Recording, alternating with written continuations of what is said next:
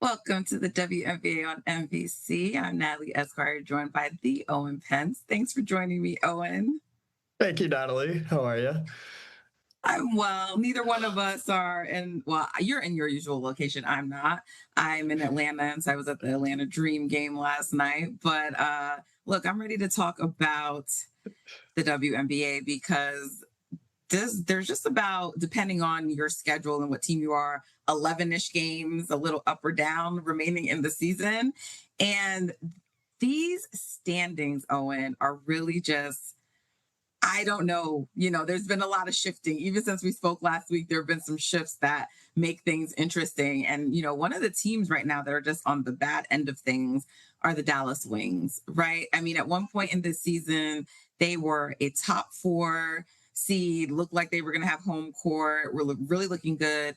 The MVP noise for Paige Bueckers was really getting louder, and now they're at the bottom of the standings in eighth place. And, look at them over their last 8 games.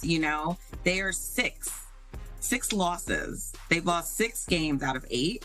And, some of these were really unfortunate, Owen, right? Like that 1-point overtime loss to New York, the way that one ended. And also with the Washington Mystics, they should have won that game. They were up big, by double. I think it was like a 20-point lead or something in that range. And they let Washington come back in that game and win. One of those games they had to play without Paige Bueckers, when she was injured. Well, she got injured in a game and they rested her the next game just to be safe. And so, look, they've just had some things. There was close games for some that went the wrong way, but they are not moving in the right trajectory right now. And I believe they will still be in the playoffs, but they won't have the best positioning. And you want that, especially as a team returning to the playoffs who hasn't been there, in a few years. And so Paige Bueckers spoke after their last loss, and she was actually asked a question about a park she visited, but her answer to that was really telling. So let's hear from Paige and then talk about what she said. You visited the park where you grew up playing back in Minnesota. Just wanted to get your thoughts on how special it is for you to be back in your hometown, have those moments to see, where you grew up playing, and just be surrounded by the people that you grew up with as well. Yeah, I mean, that's where I've always went when life was lifing. And so, I mean, this stretch has been tough. Losing is tough. People got stuff going on in their personal lives. At the end of the day, like, life is bigger than basketball. So to go kind of heal my inner child, go back home to where I fell in love with the game, go visit that park, walk the same walks that I walked as a kid. And I don't really talk about myself often, but just to kind of reflect on the journey that it's been to get here, it was really refreshing, just to be able to settle and be balanced in life with all the exterior pressures and all the things that life can throw at you. So very grateful to be back home, and to get that experience, and I was happy to do that. So yeah, Owen, I want to know what you make of Paige's comments, because she answered the question, but I feel like she told us a lot more in her answer than I would have thought was going on. And look, she says losing is tough and life is bigger than basketball, and she's absolutely 100. But she also says some things that concern me a little bit, Owen. 100%. I really appreciate Paige's candor in this answer. And there's been a lot of speculation about whether she's going through something in her personal life. It's not on us to speculate what that might be, but she makes multiple allusions in that answer to life is lifing and you never know what people are going through. And just with her overall demeanor, it appears like it is something bigger than basketball. And that's really tough. And that is always going to be one of the things that professional athletes have to battle. Is we don't really know what's happening in their personal lives unless they tell us, and yet they're still expected to produce. And the pundits don't care if you're going through something. They're still going to criticize you if you go 2 for 10 or if you make a turnover late in a game.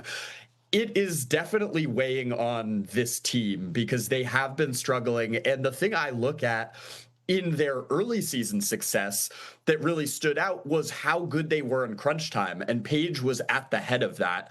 And you look at this recent downswing, they are losing the close games that they were winning early in the season. The interesting thing to me is Paige has not been the problem. Paige is never the problem. Now, it's possible that if she is going through something bigger than basketball, that's affecting the overall vibe of the team and her capacity to be a leader, et cetera, which would be so understandable. And really the most important thing, obviously, is just our thoughts are with her if that is what is going on.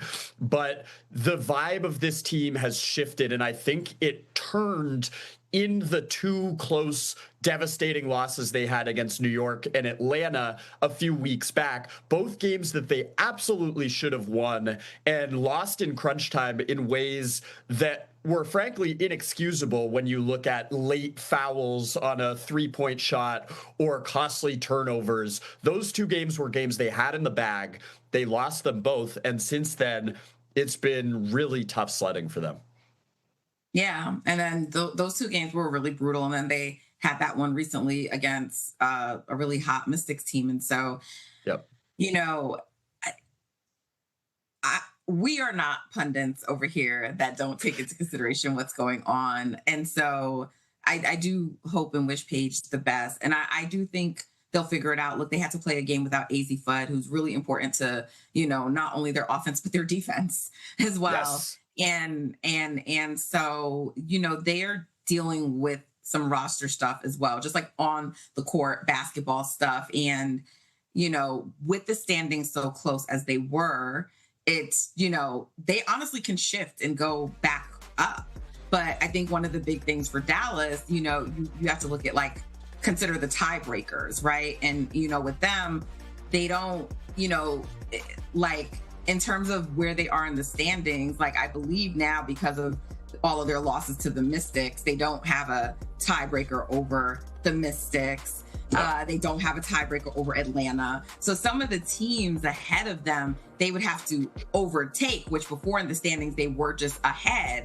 And so now you're talking about trying to catch and then overtake, or you have to win some tiebreakers. And they have tiebreakers against teams that may not necessarily benefit them. They do have one against New York, but they don't have a tiebreaker over the Aces, or they have a tiebreaker over the Aces, but the Aces are further in the standings and they're unlikely to catch them. So they don't seem to have the tiebreakers that help them right now, but they could with Indiana.